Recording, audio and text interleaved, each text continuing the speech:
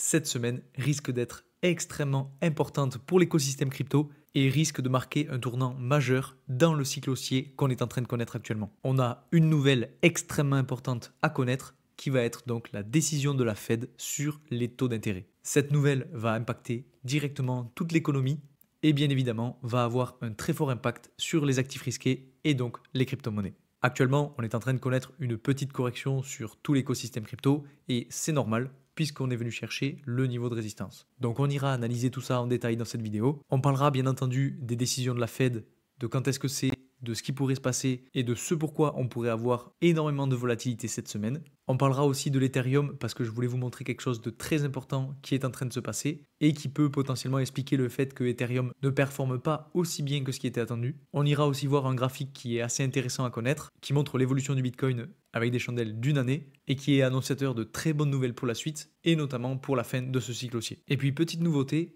je pense que je vais faire un petit peu moins d'analyse directe sur les altcoins, en tout cas sur YouTube, puisque j'ai prévu de vous faire des lives uniquement dédiés à l'analyse de petites crypto-monnaies, d'altcoins en particulier sur TikTok. Donc si jamais ça vous intéresse, vous pouvez aller me suivre sur TikTok, le lien est en description, donc surtout n'hésitez pas. Alors juste avant de commencer, pour ceux qui ne me connaissent pas, je m'appelle Louis, je vous partage 2 à 3 fois par semaine mes analyses sur le marché des crypto-monnaies. Je vous rappelle aussi que je ne suis pas conseiller en investissement et que toutes les informations que je vous donne en vidéo ne sont donc pas à prendre comme un conseil en investissement et qu'il est très important que vous puissiez faire vos propres recherches avant d'investir sur quoi que ce soit.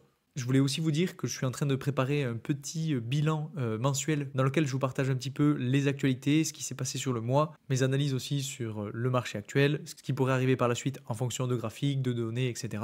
Donc ça c'est quelque chose que je vous partagerai peut-être en fin de mois. Alors bien évidemment ça demande beaucoup de travail, donc vous l'imaginez, ce ne sera pas gratuit.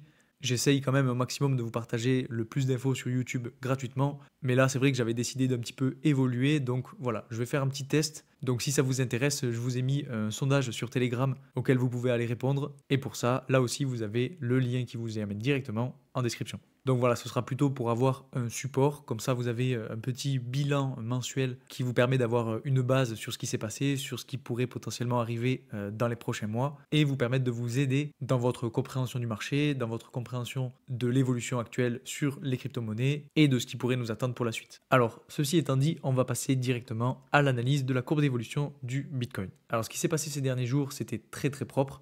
Bon, je vous avais pas fait de vidéo la semaine dernière parce que j'étais un petit peu en vacances. Pour info, je suis parti visiter Porto et franchement, j'ai adoré. Je sais pas si vous y êtes déjà allé, en tout cas, c'est magnifique. Bon, je vous ai pas trop tenu au courant la semaine dernière parce que j'ai pas trop l'habitude de faire ça, mais bon, si ça vous intéresse, dites-le moi. Peut-être que je vous partagerai un petit peu plus de contenu autre que les cryptos, mais bon, je pense que vous me suivez plutôt pour les crypto-monnaies, pour mes analyses, donc je verrai bien ce que je fais en fonction de vos retours. Dans tous les cas, bon, j'en reviens à Bitcoin. Ce qui s'est passé, c'est que vous voyez, on est venu chercher le niveau de support autour de la zone orangée que j'ai tracée juste ici et autour justement des 52 000, même des 53 000 $, pour ensuite bien rebondir dessus et retourner chercher le niveau de résistance autour des 60 000 $.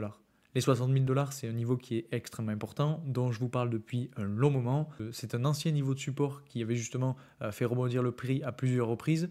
Et maintenant, donc, on est dans ce fameux canal baissier en bleu.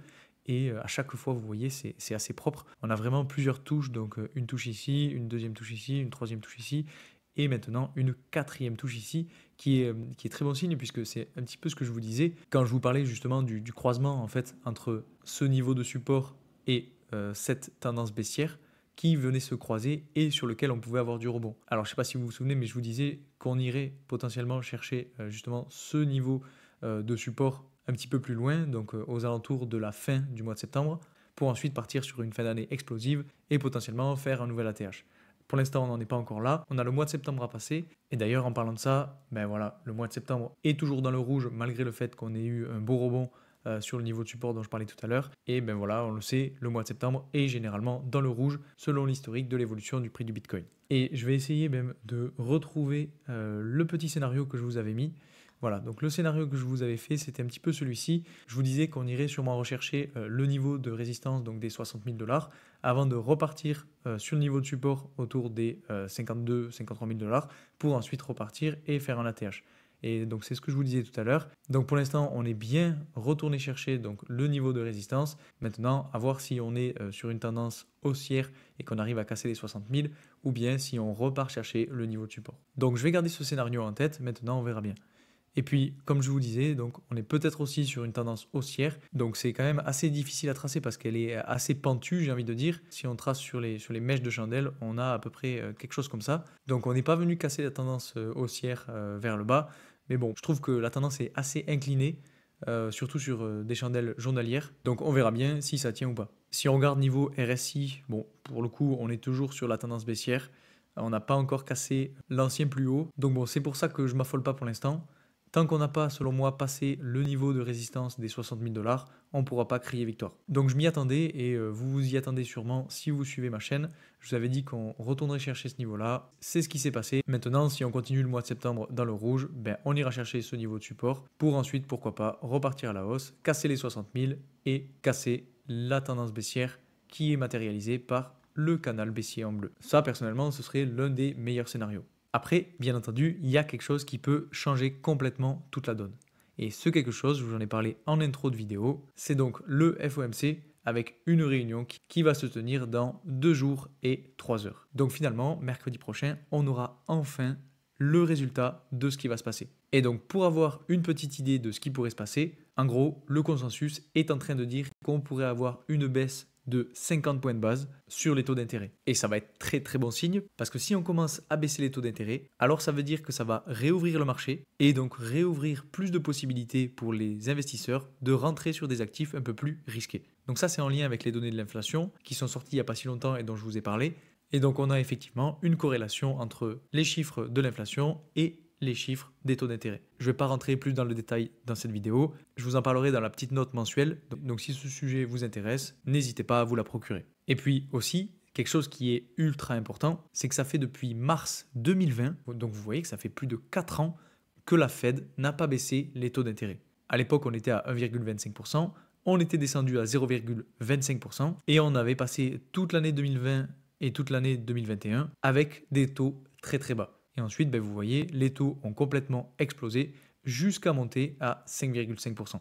Et donc là, vous voyez que là, on a pour l'instant un précédent à 5,5, une prévision à 5,25. Donc dans tous les cas, une baisse de 25 points de base. Et donc dans 2 jours, on aura le résultat. Donc pourquoi je vous dis que c'est volatile? Eh bien tout simplement parce que si on a une baisse des taux, alors je pense vraiment qu'on va avoir une très très belle journée dans le vert avec une chandelle qui va potentiellement être magnifique et pour le coup qui nous permettra, je pense, de casser les 60 000 $. Mais par contre, bien entendu, si on a une stagnation qui se poursuit, qu'on ne bouge pas les taux d'intérêt et qu'on a des prévisions qui sont erronées, alors là, pour le coup, on pourrait avoir une continuation de la correction jusqu'à la fin du mois qui nous ramènerait sûrement sur le niveau de support. Et je pense qu'on y arrivera très vite parce que si on a un consensus qui se trompe et qui justement ne permet pas au taux de baisser, eh bien là on aura de la volatilité mais dans l'autre sens, avec sans doute une chandelle rouge assez conséquente. Donc c'est un petit peu pour ça que je vous fais cette vidéo aujourd'hui, parce que voilà, je voulais vous prévenir et vous dire que dans 2 jours, voilà, il va y avoir beaucoup de mouvements, que ce soit à la hausse ou à la baisse. Donc si vous n'êtes pas trader, honnêtement, je ne vous conseille pas de vous positionner, que ce soit à la hausse ou à la baisse, parce que ça risque de partir très vite et très fort. Après, bien entendu, vous pouvez tenter le coup. Si vous avez un petit peu plus d'expérience, pourquoi pas, mais surtout, essayez d'éviter les gros leviers. Donc ça, c'était la grosse nouvelle dont je voulais vous parler aujourd'hui. Maintenant, je voulais vous parler aussi plus spécifiquement de Ethereum. Parce que sur Ethereum, il y a quelque chose qui est très très important à voir sur des chandelles journalières et qui peut potentiellement expliquer le fait que Ethereum performe pas tellement en ce moment. Alors quand on regarde un petit peu la courbe, on voit qu'on a une tendance haussière et que le prix est venu chercher à plusieurs reprises la tendance haussière. Donc on a une première fois ici, une deuxième fois ici, une troisième fois ici.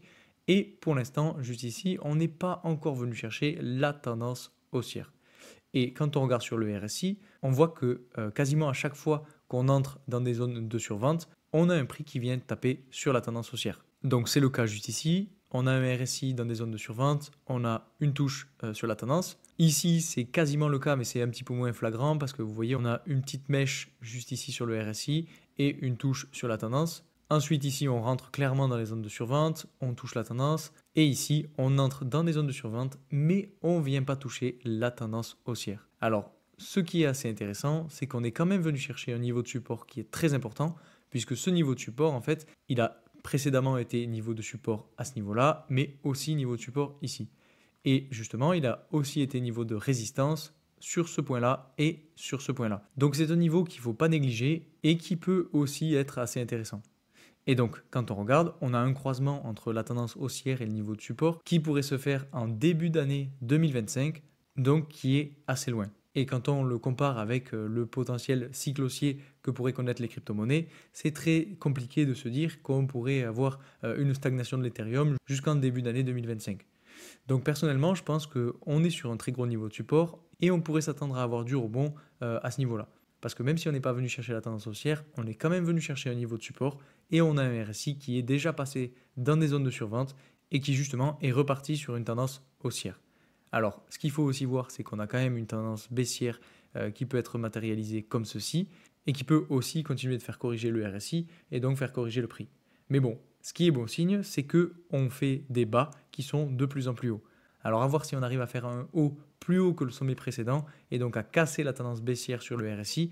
Et si on arrive à faire ça, alors ce sera un très gros signal d'achat pour repartir à la hausse sur Ethereum. Donc mon sentiment en fait sur Ethereum, c'est qu'on est sur le point de voir du rebond, qu'on va peut-être continuer à corriger pour retourner à nouveau chercher le niveau de support et ensuite repartir à la hausse. Et donc ce à quoi il faudra s'attendre, c'est venir se heurter sur le niveau de résistance qu'on a juste ici autour de 2873 $, puisque ça a été un gros niveau de support à ce niveau-là, et donc qui va finalement être niveau de résistance. Et enfin, donc la dernière chose dont je voulais vous parler aujourd'hui, c'est de ce graphique-là.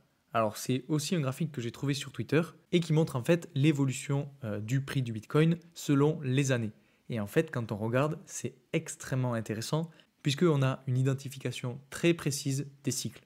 Alors je m'explique.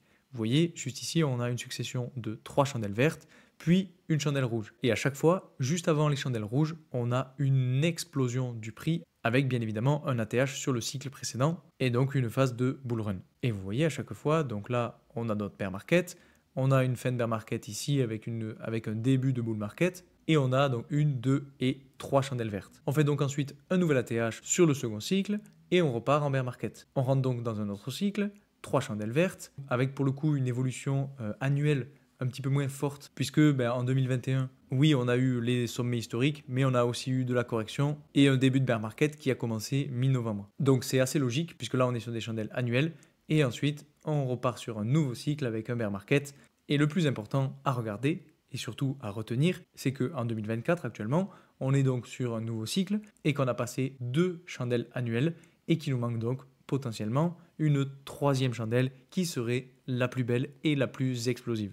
Donc ce graphique-là est vraiment très très important pour justement voir en fait très clairement les cycles avec les phases haussières et les phases baissières, parce que justement pour le coup il n'y a pas de secret, et qui est donc annonciateur de très très beaux mois à venir. Donc c'est un petit peu tout ce que je voulais vous présenter aujourd'hui. Comme je vous l'ai dit, je ne vais pas faire d'analyse plus précise sur les altcoins aujourd'hui.